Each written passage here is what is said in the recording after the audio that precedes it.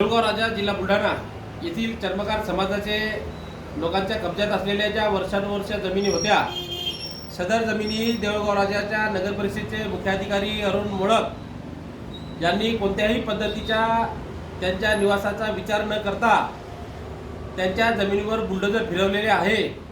त्यामुळे ते बेघर झालेले कुटुंब अर्थसंकल्पीय अधिवेशनाचे औचित्य साधून देवेंद्र भाऊच्या सरकारकडे आझाद मैदानावरती आज 3 दिवस झाले उपोषण करत आहेत।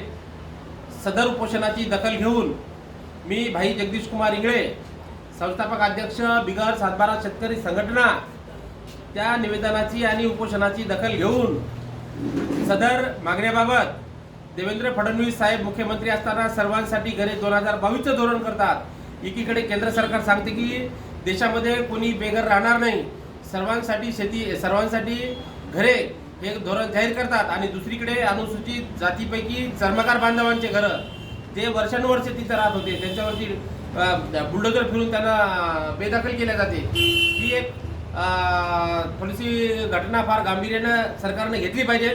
यासाठी नागपूर येथून आम्ही चर्मकार बांधवांच्या त्या आझाद मैदानाच्या उपोषणाला जाहीर पाठिंबा देऊन विद्यमान मुख्यमंत्री यांचे सचिवालय नागपूर येथे आहे, नागपूरच्या सचिवालयामध्ये, मुख्यमंत्री सचिवालयामध्ये त्यांच्या निवेदनाची दखल घेऊन आम्ही आता पाठपुरावा करणार आहे।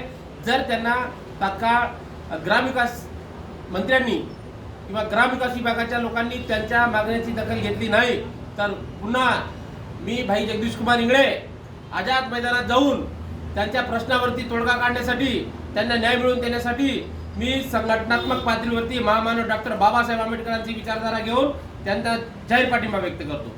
जय भीम, जय संत रविदास।